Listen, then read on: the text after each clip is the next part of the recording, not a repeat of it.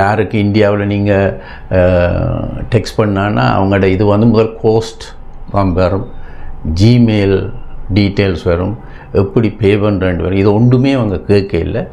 அதோட 2-3 யூடியூப் பார்த்தேன். அப்போ நான் இது வெளியே அவங்களுக்கு எந்த பாடலையே வாலண்டரியாக நான் இந்த வீடியோ கொடுக்குறதுக்கு அவங்க கேட்கவே இல்லை. இந்த முன்னால் தான் சொல்கிறேன், நானாக தான் கேட்டு கொடுக்குறேன்.